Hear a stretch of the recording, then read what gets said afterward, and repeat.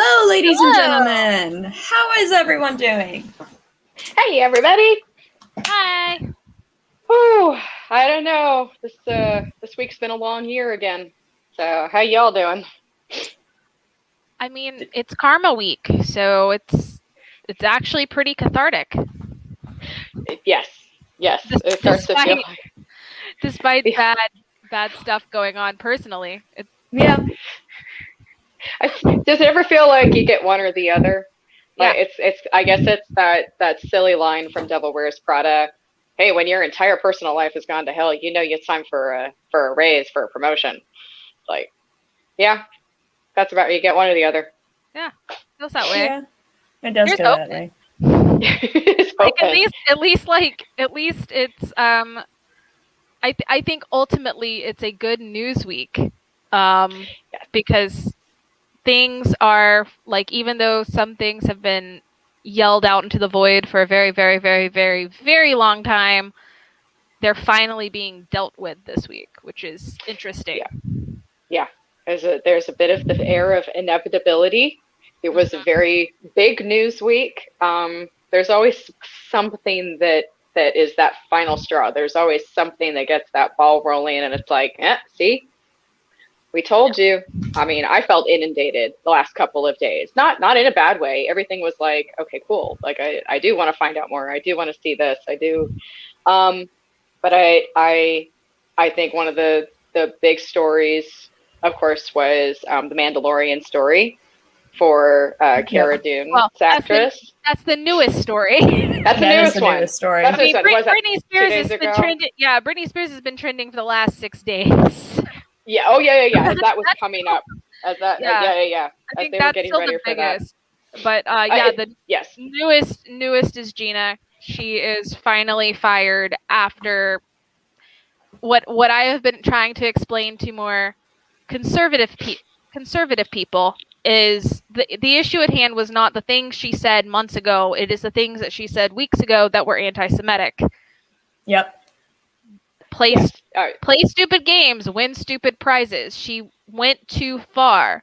And if that's a conservative view for you, then you need to look at yourself, because that's not conservative, it's hate speech. Well, the thing I've been seeing in regards to that was that, because like people are bitching about cancel culture, and I'm like, here's the thing. That's the free speech cancel culture argument. If you're going to say that companies can be at will for their employees, then this isn't cancel culture. This is a company letting a person go at will. This is people's idea of hypocrisy. It's only fair when it goes in my direction. Yeah. When it's somebody like me voicing the same opinions I have, then I'm going to call everyone, it's cancer culture, it's censorship, it's against free speech, it's socialism, it's media censorship, it's like, no, that's literally just a private company making a decision. And by the way, when you work for a company, for many of them, obviously, you sign a morality clause, especially when you're a public figure. Yep. Represent them. Yeah. And that's the thing, is that like back when they were doing stuff for voting, Pedro Pascal had a voting had this voting stream. So did she. Disney did nothing, but you could tell both of them got talked to, because then all of a sudden Pedro backed off and only started promoting things. The issue is guess who doubled down on everything? Yeah. Mm-hmm. Gina. That's the issue. And like you could tell both of them got talked to. Yep. Yes. That's what they're not like. And that's exactly. And that's the thing that like everyone seems to be forgetting is she's been talked to multiple times. What her answer to that was, instead of backing off and picking her battles and choosing to go, okay, I need to represent my company as per my contract. No, she doubled down on it and then started talking about how quote unquote unprofessional they were. But the issue is she's the one being unprofessional because she signed agreements. I know I've signed agreements. At McDonald's, you'd sign an agreement. Yep. Everybody signs stuff. You're not especially with social media and everything else. Yep. You're not supposed to represent your company poorly. That's one reason why they tell you, if you feel like you need to be on the internet publicly and speak your mind, you need to make sure that no one knows where you're working. because all the social media HR people need to do is pull up, use their key phrases for work. And if they see you on Twitter spouting out things that go against that policy, you're gone. Yep. Even if it's just insightful, even if it's just something they don't want the attention drawn to that publicly, we're staying out of this. Disney doesn't release a statement. Now, obviously, Disney makes certain things clear by, I promise you, Pedro Pascal got no talking to for supporting his sister. Even if there are conservatives that want to say that's a political issue, it's not. No. That's his family. And they would say, well, he was allowed to do this, and he was allowed to say this, and he's allowed to come out and say this. He's allowed to support his sister because that's family. Yeah. And anything that he said was, I support my sister.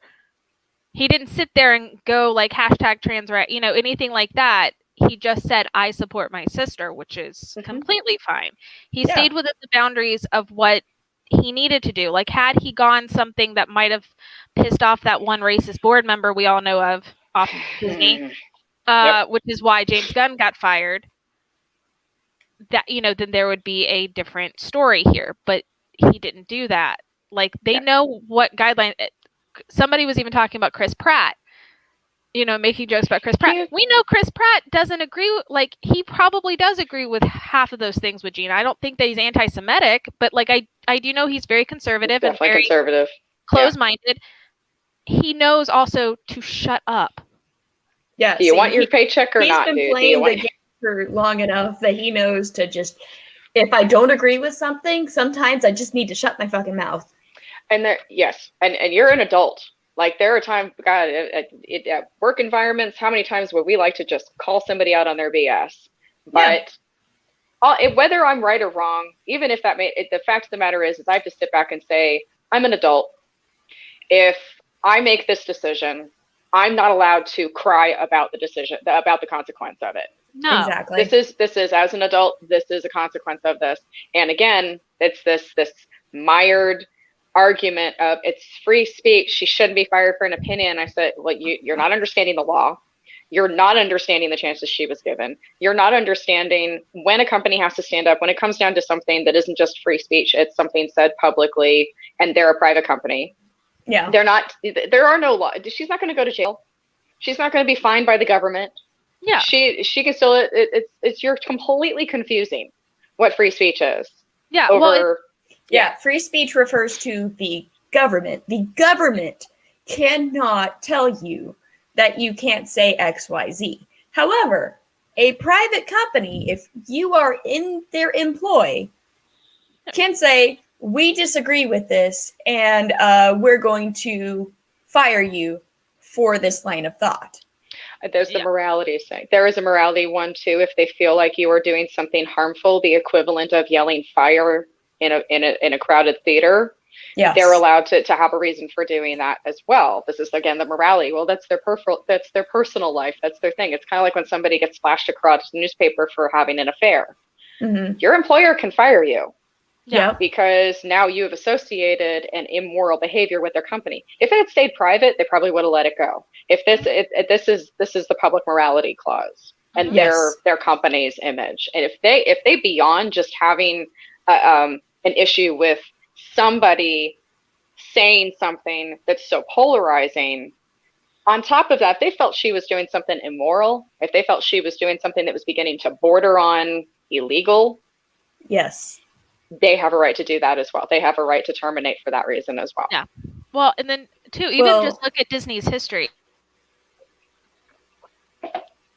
Disney fought on the side of, and I frozen, yay! But like, Disney fought on the side of World War II and like made all the propaganda stuff. So the issue is like, she's sitting here, basically downplaying the Holocaust. It doesn't, just from a history standpoint of the Disney company, that doesn't look good. They can't back someone who makes a statement like that. Exactly. Yeah. Again, there are hard lines.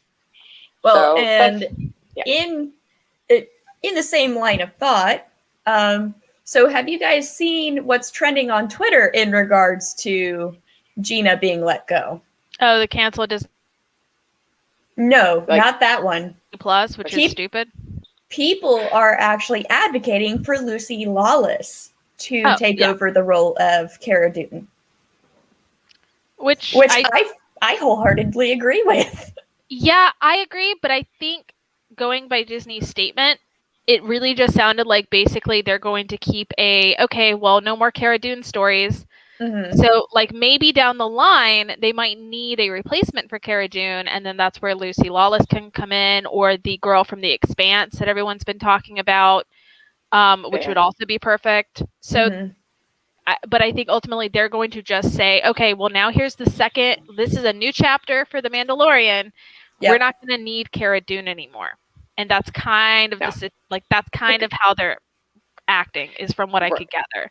If they kill her off, it could be a comrade or somebody that knew her or a relative who comes forward, and that could be portrayed by either of these actresses. Exactly. A number of them. Yeah.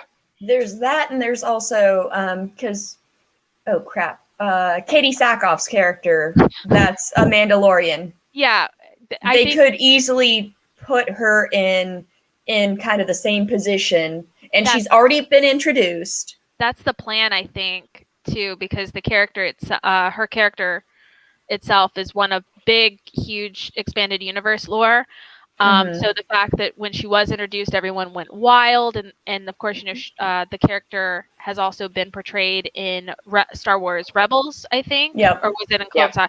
One of the animated. I think series. it's Rebels. I think it's Rebels. So because she's not in Clone Wars, as far as I remember. Yeah. So the thing is that the character is a mainstay in Star Wars, and they're probably gonna want to more market the mainstay. Yeah. Than the character that they created just for the series.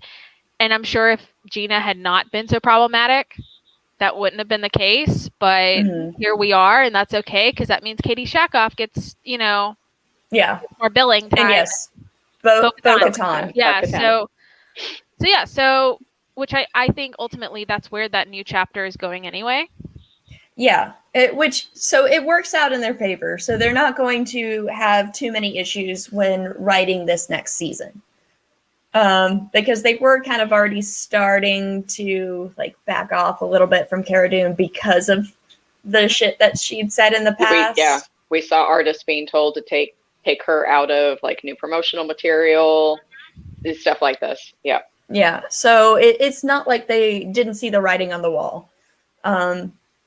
And had been already taking the steps to warn her that, hey, you need to get your fucking act together or you're totally gone. Well, she didn't listen.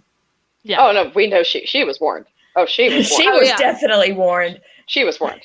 Yeah, and several even times. According to them, that a pretty intimate conversation with Pascal as well, over personal issues.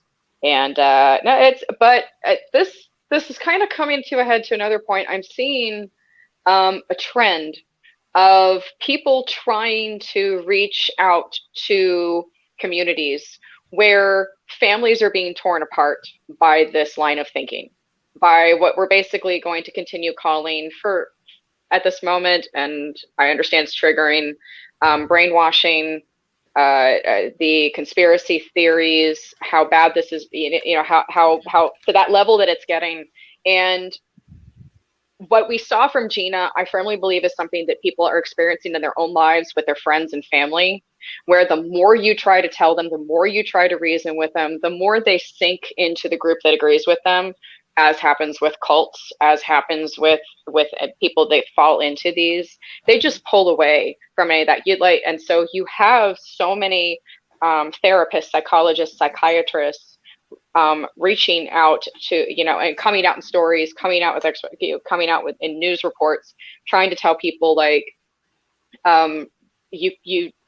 this is what's going to happen if you keep trying to fight with what we're seeing. People try to talk to people on Facebook, try to talk to people on YouTube, try to talk to people on Twitter, and what happens? Nothing. You don't get anywhere. Nowhere. And that certainly happened publicly, because she, like you said, she kept doubling down.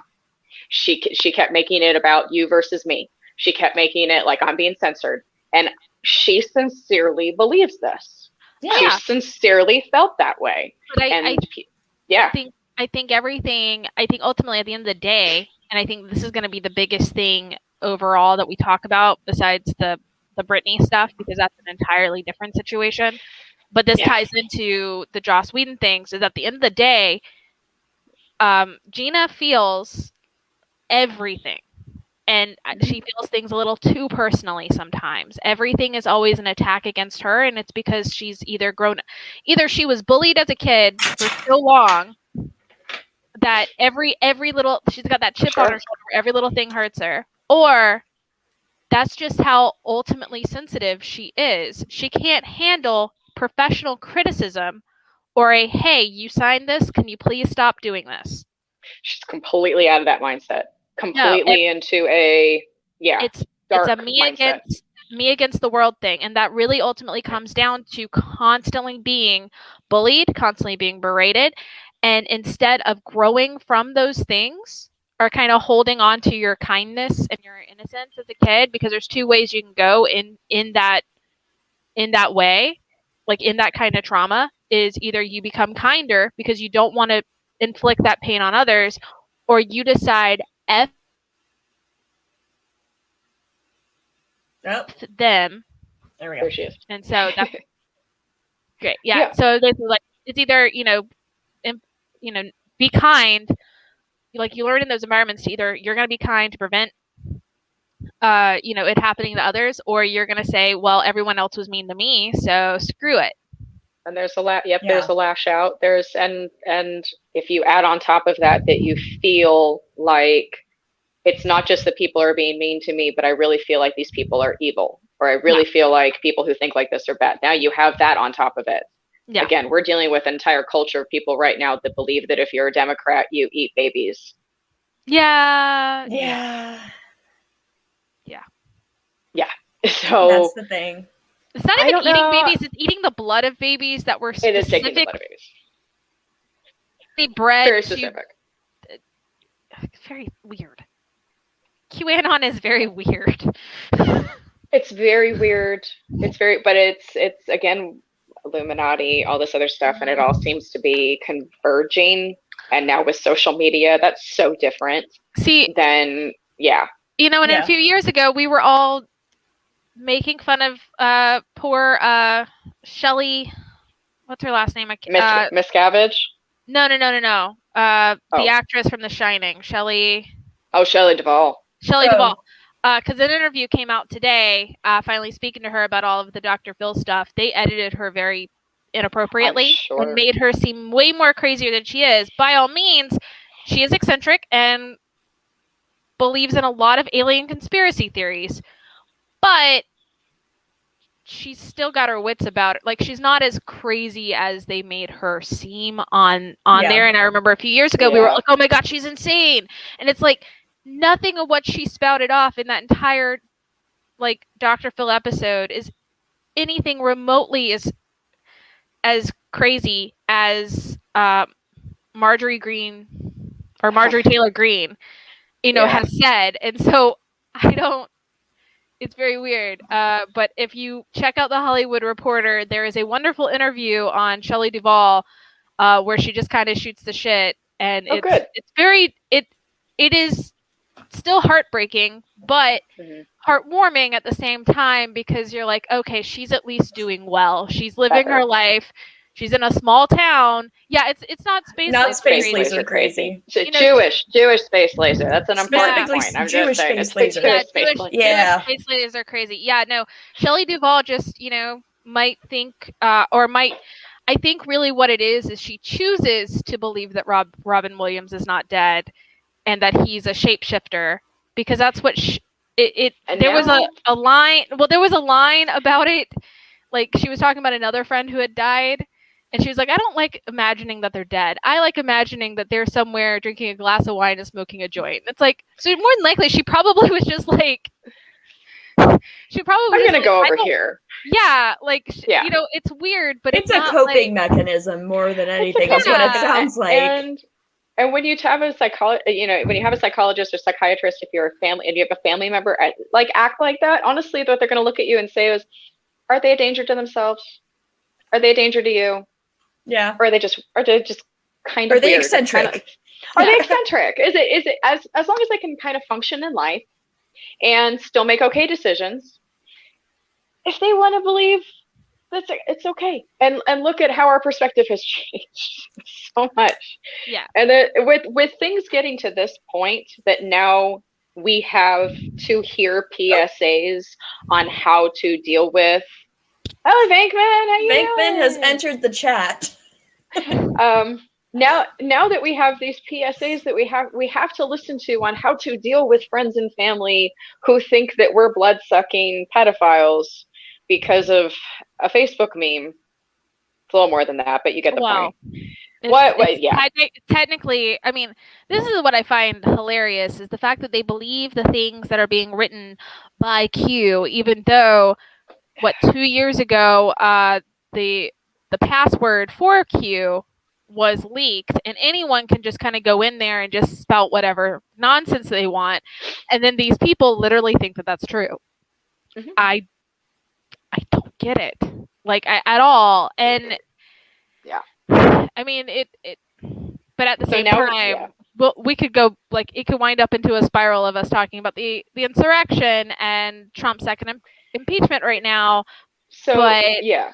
So the only thing that last final question I have when it gets to this point, where do we go from here? Because the one thing I always pull back on is they had to cancel Scandal, whether you love the show or hate the show. They canceled it when Trump won because nobody was going to watch Scandal anymore. It wasn't going to work anymore. Mm-hmm. It wasn't. Nobody wants to see anything about you couldn't come up with a White House story right now really the same way we could back when things were kind of boring, and you made it so. Yeah, because the reality was so much crazier. So now with studios having to make a decision about who they hire, more so than before. Now with such extreme things happening in the public eye, my question that I ask myself when I look at entertainment, I look at anything else, and I look at who they're casting, and I look at projects that are coming up is like, I mean, where do we go from here?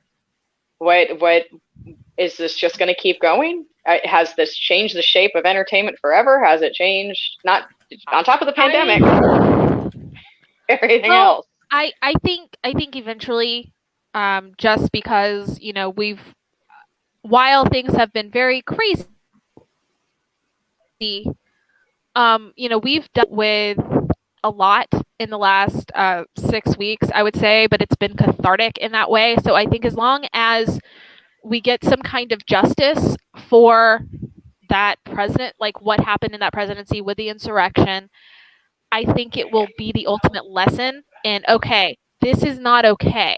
And I think that that will help fracture them more. We're still going to have them, unfortunately. It's domestic terrorism, it's occult behavior, it's extremism. Yeah. This happens in every other country. The fact that it's taken this long, is the thing. But ultimately the issue is we kind of have to basically beat them back into their niche and go, okay, look, in public, this is not okay. And I think eventually entertainment will get back on track. I think ultimately entertainment would be back on track had there not been the COVID outbreak, because we would have been like, oh, thank God, Joe Biden, all right, and then immediately do it in the Trump presidency, probably as a Scrubs-style comedy, and would make it $1 billion. Oh yeah, but it definitely. I think the only thing preventing that right now is just COVID restrictions. But eventually, we will get to that point. Yeah. It is just going to take time for us to heal. But look at. In fact, because I keep bringing it up, and now I'm just like, well, let's just bring it up. But the Britney movement, the Free Britney, Framing Britney was on. It's still on Hulu, but it aired on FX and is on Hulu on Friday. And since Friday, everything is blown up because so many people are appalled by what they've just kind of what has happened. Because back in 2000, let's see, she's 39 years old now. She got put in this 2006. So she was 26. So this was 2008, I think. Yeah. So in that's so like the baby, the first baby and stuff. Was well, like 2008. technically, so both babies were born 11 months apart. So, which ties into a lot of her mental dealings, because postpartum depression is very real, especially in young mothers who have kids back to back like that. Yeah. But the thing is in 2007, we all made fun of her. We all were a part of this. The only reason these paparazzis were hounding her was because they could get $1 million a photo, and the reason they could get $1 million a photo is because we all bought it. Yeah, we were all buying into it. Yeah, to get her like ripping her down.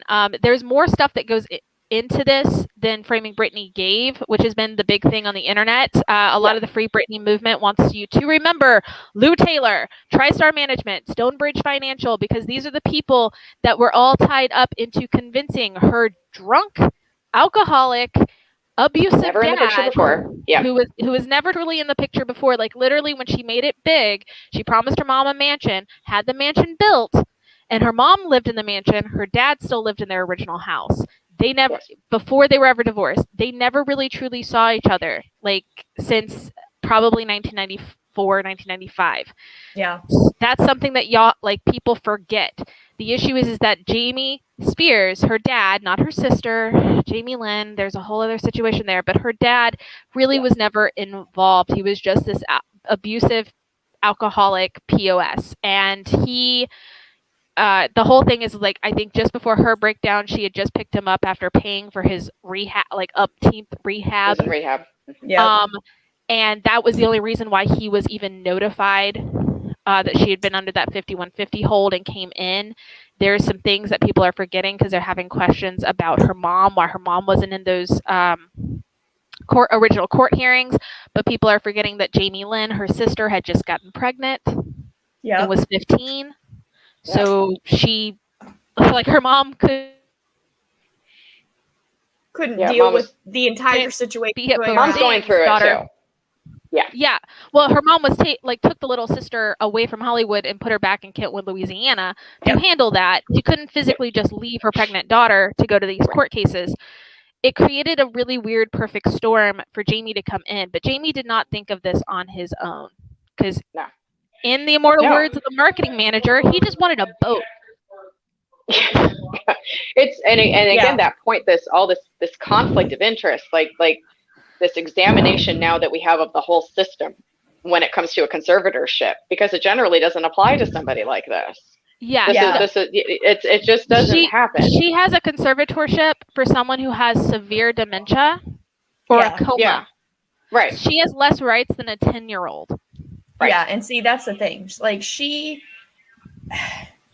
I get that she potentially has schizophrenia, I think is what they... No, bipolar. She's never bipolar. Schizophrenic. Okay. No. Yeah, they think it was aggravated by postpartum as well at that point. Okay. So she has these... but I don't even think she was bipolar. It could have just... Sorry. I think been extreme postpartum. Well, I think it was extreme postpartum, dealing with the fact that you have over 50 to 100 people at any given time waiting for you everywhere. I'm sure we've now seen all the paparazzi videos of her just trying to use the restroom in a gas station, and the amount, like, the fact the gas station was at capacity, with paparazzi following her to the bathroom, like where she was trying to eat. And her car constantly while she is trying to deal with the fact that her husband, who she divorced because he decided to take her money and go party in Vegas right after she had her second baby, instead of coming to help her. So she divorced him, and then he reacted back by going, okay, well then I want full custody.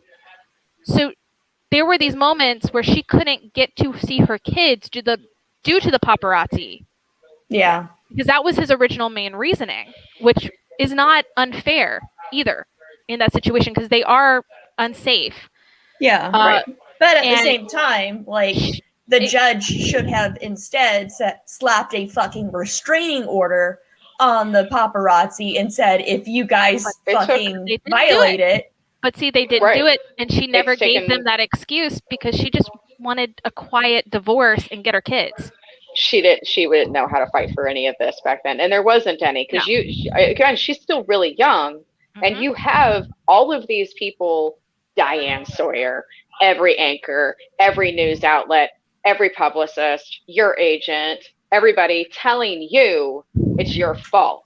Exactly. Telling you it's your behavior. And we're all accepting it. It took another 10 years just for us to say, paparazzi can't do this. Paparazzi can't go around and do this. It took us how many years to change the laws? I think it was about 7-8 years, and it's still only, and truly, the laws are only against the kids. Like, you cannot... minors, you cannot film minors without their parents' permission, and guess what? No celebrity's going to let you do that. So that killed the paparazzi industry, which is great, at least. But the thing is that even with Britney, she had already, like we had said, thanks to Justin, she had been painted as this Jezebel, which was probably not so true, especially after you learn about Justin Timberlake's real attitude. But the thing is with all of this going on, she clearly has a very understandable mental breakdown. Yeah. People are also forgetting too, she had just, around the time she was shaving her head and telling people to stop touching her, she had also just been producing with Dr. Luke, who raped Kesha. Yeah. So who knows the story there? We don't know the story, but this particular producer is now known to the world to be someone who has a history of sexually assaulting people. Oh, Jamie Lynn's possible baby daddy. Yeah. Oh, well, that's Dan Schneider, but that's a whole other story because I don't think he ever touched Britney. And actually, I'm pretty sure he didn't touch Jamie either because he's not that stupid, because he's a monster, but he's not a stupid monster. I thought it was her boyfriend at the time. It was her boyfriend. And if you actually look at photos, like the kid looks like her dad. It's not but the conspiracy is Dan Schneider of feet obsession fame did this because he had been known to sexually assault people. I would say more look at Dan Schneider and Amanda Bynes on Amanda Bynes stuff than I would Jamie Lynn Spears. Yeah. But the thing another child star that didn't do so well. Mental health issues. I will be honest. I think Amanda Bynes does have schizophrenia, but I think she actually does. I think that is actually her official diagnosis. I also think too that she should. There are some things with her too, although they're just not as confirmed as Britney's, that should also be looked into. But that's why this is a bigger conversation with framing Britney Spears. Is we need to look into conservatorship abuse, because Lou Taylor, TriStar Management, and Stonebridge Financial, who got together with Jamie and created this perfect storm in this situation, they are the ones, like right now, because right now, just like today, there was a big court date and it's considered a win for Britney because she has not asked for it to be the conservatorship to be removed at all, which I think ultimately for finance purposes, she's fine. Yeah, she's rich. She doesn't want to deal with her money. Makes sense. I don't care. Like it makes perfect sense financially. Personally, she does need more freedom. Like, I don't think that she's anywhere near as sane as the next person. So, but there's small steps to get back to that. And so today was just about financial stuff. And she had back in December with a new judge and finally allowing her mom into the court to say, hey, I would like this financial company to help manage my finances. And so the judge agreed to have it with her dad. They did. I'll take a look. Oh, thank you very much. Spend 60 days today saying him and that he needed more control than they did because he only knows what's best for Britney. And the judge looked at him and was like, no, you don't. So unless Bessemer, agrees to it, you can't make a financial decision. It's 50-50. Yes. And y'all have to agree on it before deciding on it. I'm not going to hear a fight on this. So you have to agree with them. We'll come back next month and we'll discuss more stuff, which I think is ultimately the best case with everything. So it's a win, and that's the thing that I think people aren't understanding. It's very clear she's fighting against this. She just doesn't want her dad involved. Well, Because and it's she also understands, it's like, look, I have had this breakdown in the past. I have these issues. She is fully aware that she had some mental she's never health denied stuff. that. Yeah. So she's like, look, I'm an adult. However, I do have these issues, and it is maybe a little bit better to have access to this assistance. Right. So the one thing that got me is that the things that she generally has been asking for, like step by and baby steps, has been like, I want to appoint my own attorney. I don't want the other attorneys to get paid out of my money. Exactly. That's a conflict of interest. Because and they're determining. Yeah, that's another thing too. Her mom has paid her own attorneys. Her mom is not taking money from Brittany to pay her own attorneys to be there for Brittany.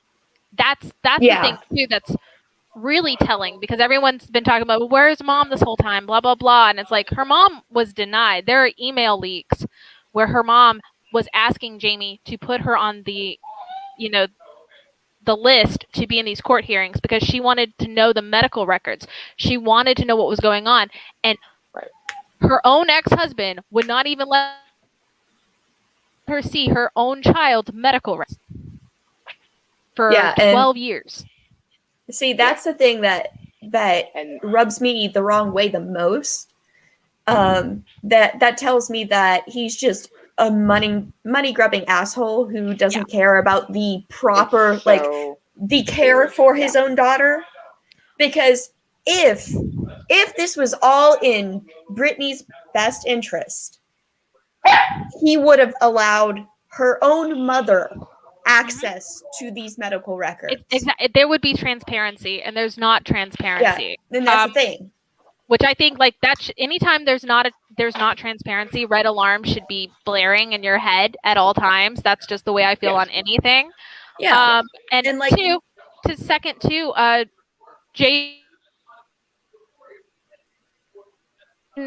little Jaden, the youngest, of course. But little Jaden, the youngest, he had last year, he had that Instagram live that then got him grounded forever, where he said, yeah, my grandpa's a dick. and I thought it was, well, technically the quote was, my grandpa's a dick. I hope he dies. Because of the incident that happened with his older brother and Jamie, that we still don't know exactly why that happened, other than a door got knocked down and someone got violently shooken, and then a restraining order happened. He had to get a restraining order against his grandfather. Yeah. Olive, in regards to this, so I think the best reason why this matters, obviously this is mostly just paparazzi, Britney Spears, it's fluff, but it's also legal precedence. It is. And also too, just because Britney's story is extreme and is very telling and alarming because of the weird stuff that happened, a lot of this also happens with elderly people. Speaking of which, Nichelle Nichols is the newest celebrity elder abuse case. Casey Kasem is one of these things, where basically someone kind of gets cozied up to them. Could be anything. I realized I froze as I was talking, but it could be a family member or just somebody in their business team. Yes, could sit there and go to the court and say, this person, this person, and it could be a celebrity, could not be. This person is experiencing this kind of decline in their mental health or just their health, their memory loss, etc. They need someone to take care of them. I volunteer to take care of them, and especially in California, there is nothing stopping this from happening. And in certain cases, like with Brittany, where normal people would have to be notified, certain documents in certain court cases can say, okay, you don't have to notify them, which essentially means someone who you don't really trust, but is in your business team or whatever, could show up to a court, say, okay, they're in the hospital under a 5150 hold, which in California doesn't always necessarily mean a mental break. It could be stuff, especially with dementia patients, where it's just they're out of it and they go into that hold for their safety. Someone could go in and say, they're under 5150 hold. Right now, they're a warden of the state. I demand their custody. And there's nothing that has to inform, in certain cases, in certain court cases, there's nothing to inform that person that this is happening. So, then they get out of that 72-hour hold and someone has total control of their life. And yes. The only thing is with conflicts of interest, with exactly no stopgap on and no policing of it. I don't like the idea that she couldn't appoint, like she couldn't even have a say in her attorneys. Yes, and her representation, and they kept putting her and it seemed like every time she stepped a little out of line, or every time she did something somebody wasn't happy with, they put her right back into like a 3-day hold. They put her right back into a facility. Well, see, here's the thing too, though, is during all like the domination tour before it got canceled, she was supposed to perform that night. For some reason, she decided she wasn't going to perform that night. That was a great part, because basically she came up, walked away, and everyone was like, "What the fuck?" And then all of a sudden, I'm not your monkey today. Yeah, and all of a sudden she was like, within 48 hours, she was in that 1-star mental health retreat for 2.5 months. No one knew where she was for over 32 days before we knew where she was. And that's when they officially canceled things. But it was only until the podcast Britney's Graham got the leak that anyone started going, oh my God, what the heck's happening? And that's kind of what spearheaded this Free Britney movement and everything like this, because this is inappropriate. She is a now 39-year-old woman and basically said, I am not working anymore, which after working since you were 4 years old, I think is fair. Yeah. And two, if she's at the mental capacity of someone in a coma, like her conservatorship states, she shouldn't be working anyway. Exactly. No. This isn't adding up. Like, she can do all of this. You can put her through this kind of stress. Do you know how hard this is? A residency in Vegas? Are you kidding me? Yeah. Do you know what? But she can do that. Thing. But she can't decide how many times she wants to go to Starbucks in a month. Really? Yeah. And she can't have a phone. She can't do this, that, next thing. It's like, look, if she really is that low on mental capacity, like, why is she even working? Like, obviously, like, there's a disconnect here.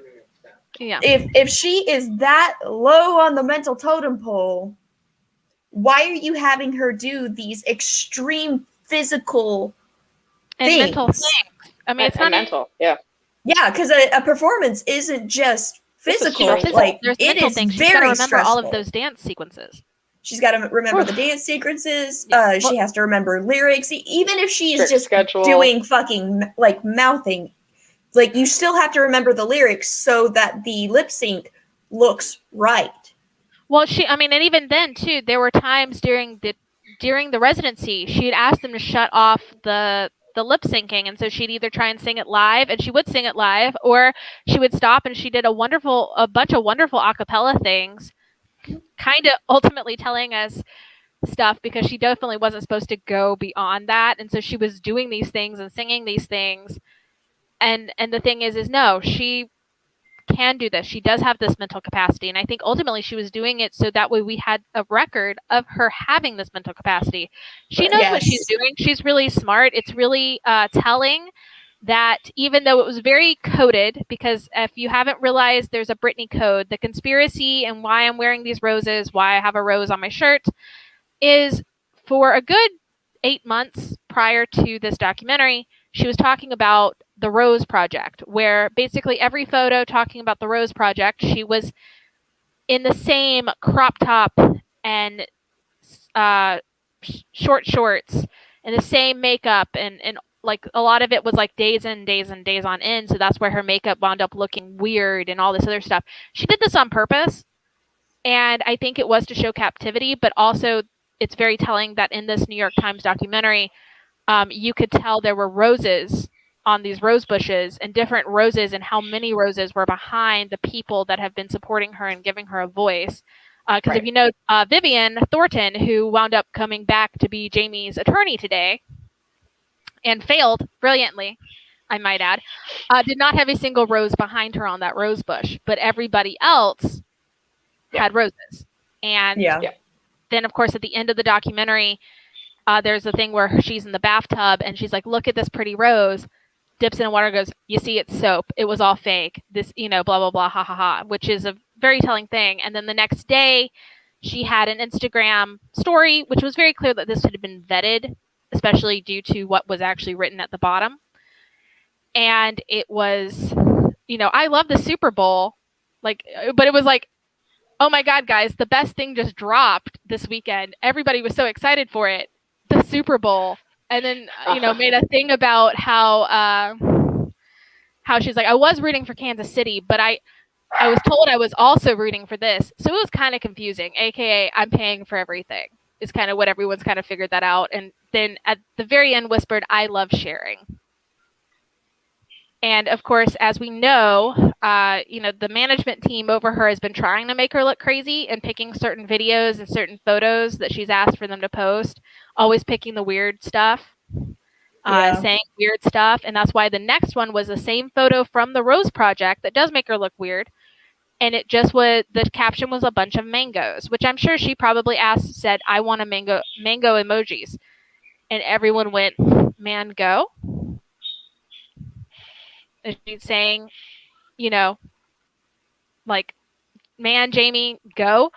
Because that was then right after Sam Asghari, her boyfriend, also called Jamie a dick. And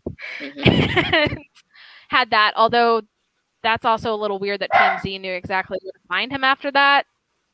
Feels a little suspicious because TMZ is in Jamie Spears' pocket, but... Oh, yeah. All right. Yeah. So I don't know. It's going to be interesting. I'm waiting for the. No, she's smart. And I think now that her mom is there, now that there's a new judge, I think as long as we continue to put pressure, we can do this. And the thing is that if we do free Britney, it sets a precedent on all future conservative abuse cases. And that's why this is so important. Yeah. I agree. And then I guess we can talk about Joss Whedon, but time's almost up because there's so much. Do you have to head to work, Crysstal? I got a few minutes. If we want to do another 8 to 10 minutes, we could do that with Joss Whedon. That one started. I remember we talked about Ray Fisher a few weeks ago, how that case was going. He was let go as they moved forward with the Snyder Cut, and so a couple of days ago, we had, I want to say, was it yesterday or was it the day before? Everything is blending in a little bit together.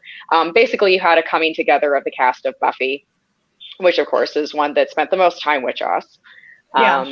They came together, and after a very poignant statement from Charisma Carpenter, they, even the ones that are being a little more conservative in their responses have come forward and said, we support 100%.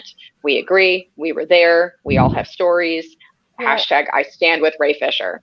Hashtag, Well, I and think this is what made Charisma came forward with her story. Well, I mean, so actually, I think the story from Charisma, like what I read, was she basically heard about Ray and what happened to Ray. And so she went to WB and said, I want to testify against this investigation. So her and Amber, and that's why they had to stay silent so long, is because all of this was going on. They were active in that investigation to help him. And so that's why after all of this, she was like, okay, I'm free to speak. I'm going to speak because I stand with Ray, which I think is very heartwarming because she basically saw somebody that was dealing with the same stuff that she kind of had to deal with. Still completely different because there's a lot of gender disparity in Joss's harassment, but she saw someone that did not deserve to get fired and went, I'm going to go help them because this for is being wrong a whistleblower. Exactly. And which I testified. The thing that I think struck me to the core, though, is, of course, after Charisma did that and everybody else kind of came through the woodwork in their own way, Michelle reposted Sarah's, which was very generic and very, very vague. on purpose, I'm sure. Yeah. And then, but Michelle, there are reasons for that. Michelle Trachtenberg came back and reposted it and then went, "He knows what he did to me when I was underage," and that strikes a chord in me because what did he do, Michelle? Probably the same thing he did to Sarah. Probably, and Sarah's not talking. But the issue is that Michelle, if she was underage and whatever happened, and obviously it is her right on keeping it silent if she wants to, and not. Yeah, Sarah. Yeah, and Sarah might. I'm wondering if Sarah even has a settlement because of how reserved she's always been when it came to certain things that came out. But unfortunately, part of what came out around, if you go way back, there were unfortunately certain correlations with how people felt about Sarah at the time. And as people have gotten older and they've moved further from the situation, the first thing you hear from everyone is, well, Sarah was really young. Sarah was under a lot of stress. She was young, thrust into the spotlight, had her own, this was a big change for her, and that they feel she's a different person now. This is kind of a running theme that we hear from Sarah. There are multiple reasons why she doesn't really have the employment that a lot of the others got afterwards. And so, there's Elijah Dushku after she vaguely stated, about stories she had. Same with James Marston, who has also vaguely stated stories he had. We all know they came from the set, but they've never said it fully. Well, and Eliza, she also got employed by Joss Whedon later on with Dollhouse too, which was a shit show on set and in script. So that's and in the script. Yeah, I enjoyed Dollhouse, but it has a following. It has a following for the story itself is fine. It's just you can see the cracks in Joss's fake feminism in Dollhouse, which is why a lot of people, and me myself included, call it a shit show, because it's like Joss kept saying, "Oh, it's totally feminist," blah blah blah, and started like fighting, and it's like, oh no, you realize the old staff that you had backing you up is gone. Yeah. No, it's a conflict, and part of it is there are people involved that were kind of just like Joss or got along with, like he, unfortunately, when they say toxic environment, they don't just mean Joss, they mean he surrounded himself with like-minded people. Yeah, they surround him.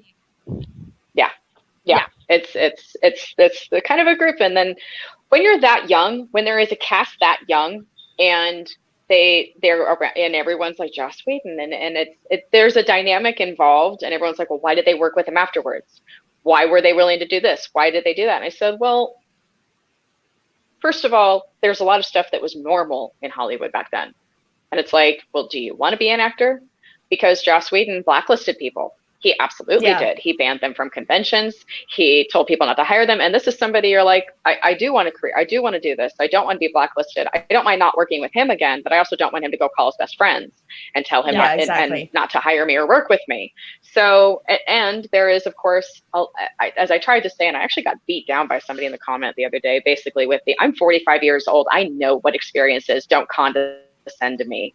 We'll get into that later. It's some comic book artist.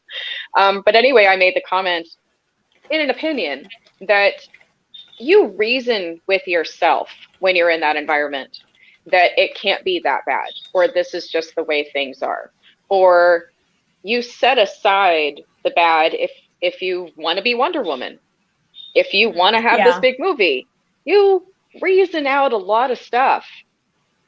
You tell yourself you can get through it. And that's one thing these people try to consistently say.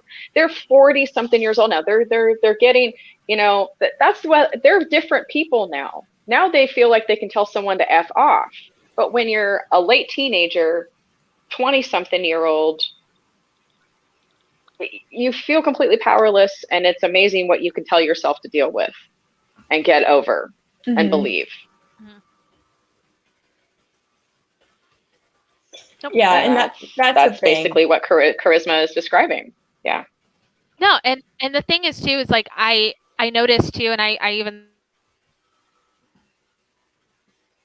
said it because I watched this literally unfold real time yesterday on Twitter. all she ever stated was she stood by Ray, and this is why she stood by Ray Fisher, and that's what she was trying to promote. And then everybody went, "Oh, don't say stand with Ray, stand with Charisma." And it's like, I love Charisma too, but you clearly weren't listening to what she, like, you didn't read what she wrote, because she said, "I stand with Ray Fisher." That's who we were supposed to raise up. Yeah. As much as we do need to raise up Charisma too, by all means, she deserves a lot more things than she got after getting fired from Angel, because we know she got blacklisted. But the thing is, because there's even, it's very telling, Holly Marie Combs has liked everything about supporting Charisma, and of course, Charmed was one of the first people to hire her after she got fired. Yeah. Yep. So the whole thing is, like, I'm sure, that was a big especially part of it. knowing Brad Kern's BS off that set during that time, the girls stuck together.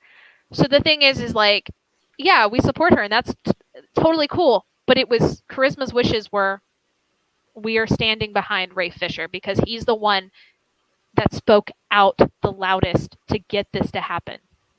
Yeah. Yes. And that's the thing that we are forgetting. It's kind of just like, bring it back to Britney. We're forgetting the fact that Lou Taylor and TriStar and all these other, there's so many other people, and we got to follow the money on what happened versus than just blaming Jamie or blaming Justin Timberlake. As much as I'm really down for canceling Justin, like, let's do it. I mean, we say it every year, we're going to, because of Janet Jackson, because he ripped her costume. He ripped her costume, and she's the one that got blamed and then actually got canceled career-wise. I don't really remember him coming to back her up any. No, he did not. So I'm down for canceling him, but he's not the villain in this story. And another thing is, like, if you listen to the people that have worked with Joss on anything, because obviously, like, I have connections within the film industry, like, I hear people really just don't like him as crew member. Yeah. They do not like him as crew members. Rotation. That is a hard rotation. Well, the thing is he is an egomaniac, like megalomaniac, that with a God complex. He has bragged about using his power to make young staff members, perform sexual acts for him, and thinks that that's just because he gets off on he gets off on this power. He enjoys having this power. That's the issue, is that, like, at the end of the day, he is just this misogynistic, racist megalomaniac that acts this way and harasses everybody on set because he is, quote unquote, the big man on campus. And the only way to ever fix that or ever change that behavior is to let him have his full rock bottom. And no one has done that yet. Like, yeah, he's blacklisted on a few things. Yeah, it's kind of this quiet, like, just bide your time here and wait a few years and then we'll let you come back. Especially with WB. WB loves him. But that's the issue, is that no, when we talk about actual cancel culture, he's the one that needs to be, quote unquote, canceled, not only for the benefit of everybody around him, but also for his benefit, because he won't even see how much this is ruining his life until it's too late. They don't understand the cascading effect. Like when people talk about someone else maybe engaging in toxic behavior as well as things went on there, I said, well, when you're influenced by that, or you're under your own stress, or, if this is what happened to Sarah, if that led to her being kind of shut off and maybe stressed and a bit toxic herself, that wouldn't be the first time that's happened. That wouldn't be the first time someone who was very young was put in a horrible position and coped with it the best way that they could. Unfortunately, in Hollywood. We have a question. Speaking of Fox, that network is picking up the animated series adaptation of Hasbro's Clue. Of course they are. Thoughts? Yeah, of course they are. My thought is that can go either one of two ways. Really, really horribly, or it might actually, like, surprise us. So, Murphy's Law. That's all I say. Yeah, I don't have high hopes, but the Clue movie was where I saw Tim Curry for Yes, the first time. Bankman. Very, very, very, very young. And so my thing is if it's not anything like that movie, or if Tim Curry is not involved, I don't care. Yeah, I agree. Like, especially since Yeah. Tim Curry, like, since he's had his stroke, obviously, like, he can't do much with acting, but what he can do is he can voice act, and he has voice acted the fuck out of things since he had that stroke. So if they do not get Tim Curry involved, they do not have my vote. Well, it's a travesty. Like, how could you not? So yeah, that's basically it. Like, will they get Tim Curry? If not, no dice. No dice. Yeah. Literally. All right, I think we've reached an hour, so I think you definitely have to go, don't you, Crysstal? Yeah, I you do. do have to go, don't you? I do. I want to thank you All both. right. Thank you so much. Thank you, everyone, for joining us. And Sunday is Valentine's Day, so we will not be having an episode because I won't even be home. And Crysstal, I'm sure, also wants to spend time with Alec if she's not working on Valentine's Day. And Kelly's going to have a Valentine's Day for herself. Yes. I have all the spa stuff, and we'll probably watch Charmed because it's on Peacock, guys. If y'all didn't know, I found that out the other day. If you pay for Peacock, it is on Peacock. So, Nice. and that's like $6. So do it. All right. Everyone, you have a great rest of your day and have a happy Valentine's Day this Sunday. Bye. Bye. Bye.